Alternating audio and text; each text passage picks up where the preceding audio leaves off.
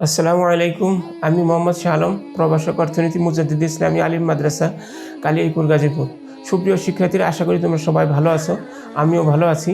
আমাদের আজকের ক্লাসের বিষয় হচ্ছে আলিম প্রথম বর্ষ, অর্থনীতি প্রথম পত্র, তৃতীয় অধ্যায় থেকে আমরা একচেটিয়ামূলক বাজার থেকে আলোচনা করব। আজকে আমরা দেখব যে একচেটিয়ামূলক বাজার কী এবং একচেটিয়ামূলক বাজারের বৈশিষ্ট্যসমূহ কী কী। প্রথমেই একচেটিয়ামূলক বাজার, যে বাজারে একজন মাত্র বিক্রেতা থাকবে এবং অসংখ্য ক্রেতা থাকবে, তখন তাকে সেই বাজারটাকে আমরা বলবো একচেটিয়ামূলক বাজার। এই একচেটিয়ামূলক বাজারে ক্রেতাদের জন্য সমস্যা হলেও বিক্রেতা প্রচুর পরিমাণে লাভবান হয় এবং অস্বাভাবিক ধরনের মুনাফা লাভ করতে সে সক্ষম হয়। আমাদের বাংলাদেশে এই ধরনের বাজার দেখা যায়। আমরা এখন একচেটিয়ামূলক বাজারের বৈশিষ্ট্য দেখব। একচেটিয়ামূলক বাজারের প্রথম বৈশিষ্ট্য হচ্ছে যে বিক্রেতার সংখ্যা একজন। একচেটিয়ামূলক বাজারে বিক্রেতা সম্পূর্ণ বাজার মিলে একজন বিক্রেতা থাকে এবং সে যত খুশি যে পরিমাণ বৃদ্ধি করে তার দাম নির্ধারণ করতে পারে, কিন্তু বিক্রেতার সংখ্যা অনেক পরিমাণ বেশি থাকে, ফলে ক্রেতারা ক্ষতিগ্রস্ত হয়, বিক্রেতা লাভবান হয়। এটা হচ্ছে একচেটিয়ামূলক বাজারের প্রধান বৈশিষ্ট্য। একচেটিয়ামূলক বাজারের আরেকটা বৈশিষ্ট্য হচ্ছে যে অসংখ্য ক্রেতা থাকবে। এখানে কিন্তু ক্রেতার সংখ্যা অসংখ্য থাকবে। অসংখ্য ক্রেতা যে একজন বিক্রেতার কাছে যাবে, সেক্ষেত্রে ক্রেতারা ক্ষতিগ্রস্ত হবে, বিক্রেতা লাভবান হবে।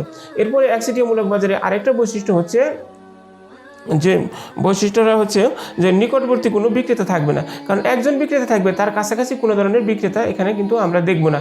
ফলে বিক্রেতা যত খুশি পরিমাণ সে দ্রব্যের দাম নির্ধারণ করতে পারবে এবং বেশি পরিমাণ মুনাফা লাভ করতে পারবে। একচেটিয়ামূলক বাজারের আরেকটা বৈশিষ্ট্য হচ্ছে যে বাজারে সহজে প্রবেশ এবং প্রস্থান করা যায় না। একজন ক্রেতা বাজারে প্রবেশ করলেও কিন্তু সে ইচ্ছা করলে বাজার থেকে বের হয়ে আসতে পারে না, কারণ তাকে যে জিনিসের জন্য, যে জিনিস দ্রব্য ক্রয় করার জন্য সে বাজারে গেছে, অবশ্যই তাকে সেই দ্রব্যটা ক্রয় করে নিয়ে আসতে হবে। অতএব বিক্রেতার কাছ থেকে সেই দ্রব্যটা তাকে আনতে হবে। এক্ষেত্রে আমরা বলতে পারি যে ইচ্ছা করলেই ক্রেতা বাজারে প্রবেশ এবং প্রস্থান করতে পারে না। এটা কিন্তু একচেটিয়ামূলক বাজারের আরেকটা বৈশিষ্ট্য। একচেটিয়ামূলক বাজারের আরেকটা বৈশিষ্ট্য হচ্ছে ফার্ম এবং শিল্পের মধ্যে পার্থক্য। একচেটিয়ামূলক বাজারে কিন্তু আমরা একটা মাত্র ফার্মের উপস্থিতি লক্ষ্য করি এবং সেই একটা মাত্র ফার্ম দিয়েই শিল্প গঠিত হয়। অতএব একচেটিয়ামূলক বাজারে ফার্মের সংখ্যা একটা, শিল্পের সংখ্যা একটা। এখানে ফার্ম এবং শিল্পের মধ্যে কোনো পার্থক্য নাই। এটা হচ্ছে একচেটিয়ামূলক বাজারের আরেকটা বৈশিষ্ট্য। একচেটিয়ামূলক বাজারের আরেকটা বৈশিষ্ট্য হচ্ছে যে বিজ্ঞাপন ব্যয়ের কোনো অস্তিত্ব নাই, কারণ একচেটিয়ামূলক বাজারে যেহেতু বিক্রেতা এককভাবে সে কাজ করতেছে, বিক্রয় করতেছে, সেখানে কিন্তু তার বিজ্ঞাপন কোনো খরচের দরকার হয় না।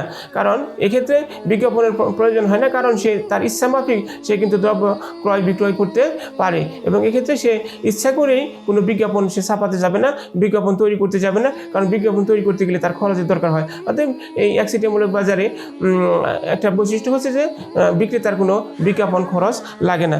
একচেটিয়ামূলক বাজারের যেটা সবচেয়ে বড় ধরনের বৈশিষ্ট্য আমরা দেখব, যে আমি যেটা বারবার আলোচনায় আনলাম, যে একচেটিয়ামূলক বাজারে ক্রেতারা ক্ষতিগ্রস্ত হয়েছে, বিক্রেতা লাভবান হয়েছে। ক্রেতা তার যে পরিমাণ দ্রব্যের দরকার সে কিন্তু দ্রব্য বাজার থেকে কিনে নিয়ে আসছে অস্বাভাবিক দামে, অতিরিক্ত দামে। এক্ষেত্রে কিন্তু ক্রেতা ক্ষতিগ্রস্ত হয়েছে, কিন্তু বিক্রেতা অস্বাভাবিক এবং প্রচুর পরিমাণ, অধিক পরিমাণ, বেশি পরিমাণ কিন্তু সে মুনাফা লাভ করতে সক্ষম হয়েছে।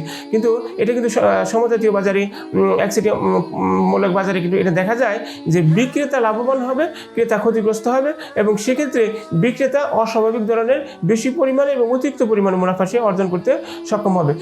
তাহলে আমরা যে বিষয়টা নিয়ে আলোচনা করছিলাম, আমার মনে হয় যে তোমরা এই বিষয়টা মোটামুটিভাবে বুঝতে পারছো। তারপরেও আমরা আবার দেখতেছি যে একচেটিয়ামূলক বাজারের বৈশিষ্ট্যগুলো আবার আমরা পুনরায় আলোচনা করতেছি, তোমরা সবাই খেয়াল করো। সেই বিষয়টা হচ্ছে যে একচেটিয়ামূলক বাজারের প্রথম বৈশিষ্ট্যটা, আমরা যে বৈশিষ্ট্যগুলো আলোচনা করছিলাম তার মধ্যে প্রথমটা হচ্ছে যে একচেটিয়ামূলক বাজারে বিক্রেতার সংখ্যা থাকবে একজন, ক্রেতার থাকবে অসংখ্য এবং এখানে কোনো পার্শ্ববর্তী কোনো ক্রেতা থাকবে না।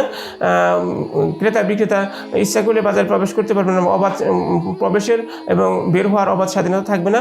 ফার্ম এবং শিল্পের মধ্যে কোনো পার্থক্য থাকবে না এবং এক্ষেত্রে কিন্তু বিক্রেতার কোনো বিজ্ঞাপন খরচ লাগবে না।